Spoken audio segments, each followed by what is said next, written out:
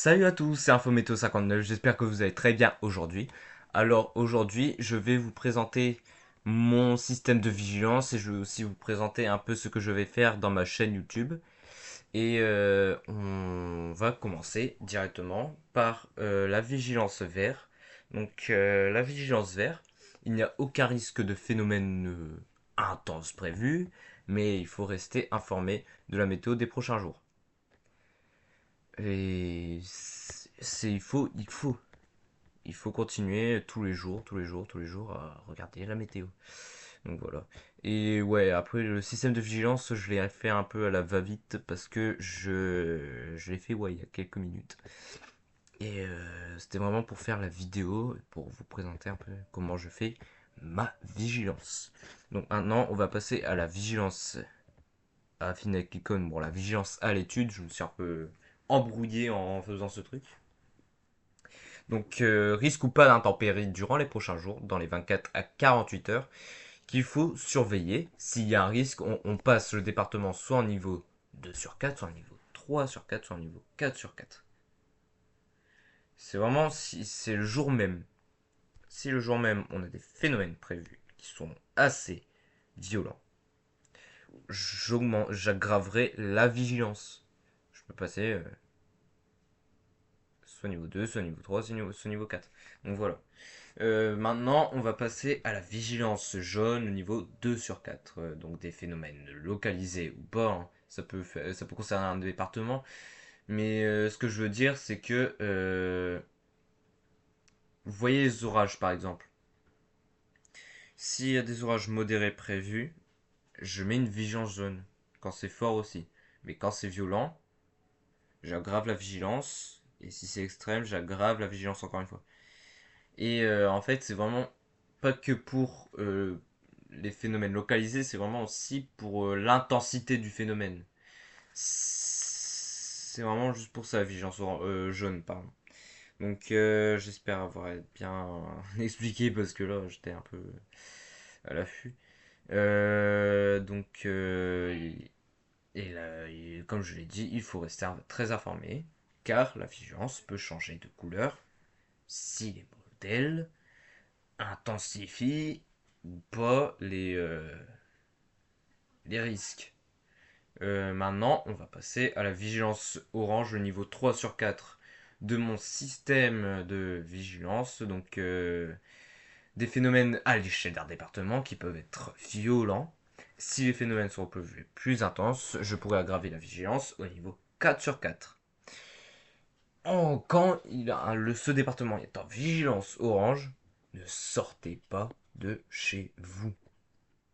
Car il y a du danger et il y a des fous qui sortent dehors et qui se mettent en danger. Et voilà le résultat, il y a des gens qui meurent bêtement. C'est triste de dire ça, mais là, ça craint un peu quoi. Je veux vraiment vous interpeller quand il y a une vigilance orange, ne sortez pas de chez vous. C'est très important. C'est un conseil. Donc voilà, la vigilance orange, c'est vraiment pas. Faut pas le prendre pour un truc banal quoi, non. Donc maintenant, ouais. Maintenant, je vais passer à la vigilance rouge au niveau 4 sur 4 de mon système de vigilance. Donc là, des phénomènes puissants dans un département, il faut rester chez soi, bien évidemment, car il y a un réel danger de mort. Quand il y a une vigilance rouge, vous êtes en danger de mort si vous passez la porte de votre maison. Donc il faut rester informé de l'évolution de la vigilance, car elle peut encore évoluer. Mais après, je peux pas mettre vigilance violet, vigilance noire. Non, ça je peux pas parce que c'est comme ça. Mais juste pour l'évolution, si elle diminue quoi. Donc voilà.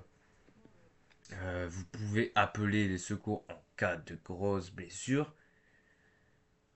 Vraiment en cas de grosses blessures, s'il y a un cas de besoin. Si vous les dérangez pour rien, les secours se mettent en danger bêtement. Et il faut vraiment pas que ça se passe. Et surtout, ne jouez pas les super-héros. Ne sortez pas de chez vous pour aider les personnes en difficulté. Non, ne jouez pas Superman. Non, parce que il y a un réel danger quand il y a une vigilance rouge et que les phénomènes sont déjà là. c'est les secours qui s'en chargent, c'est eux les super-héros. Si vous voyez ce que je veux dire. Donc voilà, j'ai fini pour mon système de vigilance. Maintenant, on va passer sur ma chaîne YouTube. Donc, je l'ai mis dans ma description sur la chaîne, hein. Euh, je vous mets ça directement. Voilà. Je fais cette chaîne YouTube car je veux être, bah voilà, pour partager ma passion. Je fais des prévisions pour les Hauts-de-France, mais aussi pour la France. Et dans la chaîne, il y aura des points météo. Je vous en ai fait un hier, des quiz pour vous amuser un petit peu parce que il y a des moments où je ne peux pas faire de points météo, du coup, je peux vous faire des quiz pour vous amuser. Je vous fais aussi des rappels d'événements météorologiques du passé. Bah, c'est très important pour vous dire que voilà, c'est. Faut pas. Parce que ça peut se repasser un jour. Donc voilà. Les zonages sur les orages, en cas d'orage bien sûr. Je vous fais des cartes de vigilance. Carte de probabilité, on verra ça plus tard parce que je suis en galère pour faire des cartes de probabilité. Je n'arrive pas à trouver les bonnes couleurs. Donc voilà. Je vous fais aussi des prévisions saisonnières à l'aide du modèle CFS. Les passionnés que je regarde le plus souvent, c'est Météo 37, la vie météo sur Instable. Et franchement, eux, ils font du super boulot. Et leurs cartes sont personnalisées et tout, et moi je n'arrive pas à faire ça. Et vraiment, abonnez-vous à eux.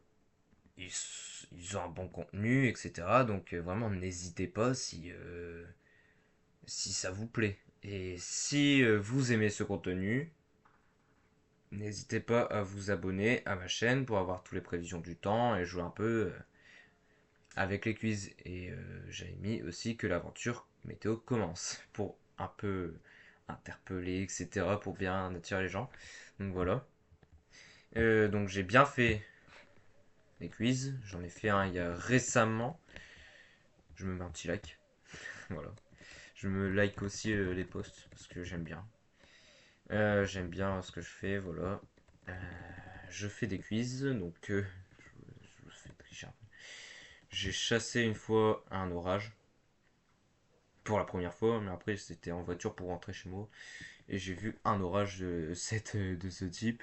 On aurait dit une super cellule vraiment avec la base qui était bien dessinée quand même. Donc voilà. Je vous fais aussi des zonages de ce type. Donc voilà, des trucs comme ça.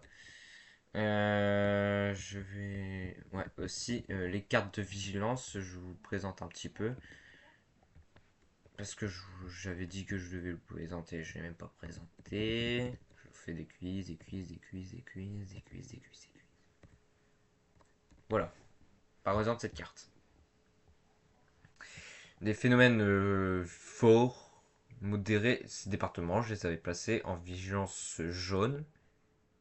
Et ces départements là, vous voyez la ligne verte, c'est les orages faibles. Je n'ai pas placé ces départements en jaune. Parce que c'est vraiment des phénomènes banals. Mais il faut quand même faire attention, faible, c'est pas. Parce que il peut toujours y avoir des petits risques de tornades par exemple et tout.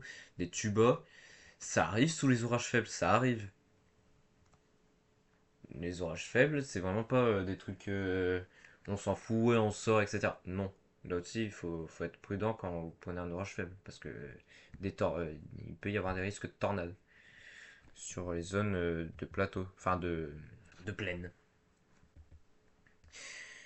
Donc voici ma vigilance. Je fais mes cartes comme ça. Je mets des vigilances vert avec l'icône. Ça veut dire la vigilance à l'étude. J'étudie ce phénomène en particulier, qui est du coup l'orage. Et en dessous, c'est dans la journée, ouais, il y a des orages modérés, forts. Et ici, dans cette zone, il y avait un risque d'orage violent.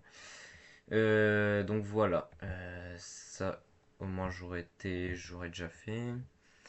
Je fais aussi des rappels d'événements météorologiques du passé. Donc là, j'avais fait pour la tornade de Bioucourt. Elle était exceptionnelle. Je ne sais pas comment dire. surtout impressionnant comment c'est, parce qu'elle a fait 200 km. Plus de 200 km. Elle a commencé en Normandie, elle a fini dans la Belgique. C'est énorme. Et le pic d'intensité, c'était ici. Bioucourt. Voilà. Je vous ai fait aussi un truc sur la canicule. Je vous ai parlé aussi de la canicule d'aujourd'hui, car j'ai entendu les informations de TF1, des trucs comme ça, et les passionnés dire c'est historique. Non, ce n'est pas historique. La canicule de 2025, elle était remarquable, mais elle n'était pas historique. C'est la pire qu'on ait jamais vue, c'est 2003. Je vous ai fait ce post vraiment pour ça. Et puis j'avais fait aussi sur la tempête. Non, j'avais pas fait. Les systèmes de vigilance à l'étude, voilà. Non, je crois que j'en avais fait que deux. Et vraiment, quand j'avais rien à faire, je fais des trucs comme ça. Je fais des petits quiz, des petits rappels d'événements météorologiques du passé. Et ça me fait extrêmement plaisir. Voilà, voilà. Je pense avoir fini. On se retrouvera bientôt pour un point météo. Ou peut-être pas, hein, peut-être pas un point météo spécialement, mais en tout cas, je vous retrouverai bientôt. Et j'espère que cette petite vidéo vous aura plu. Et on se retrouvera bientôt. Allez, ciao tout le monde!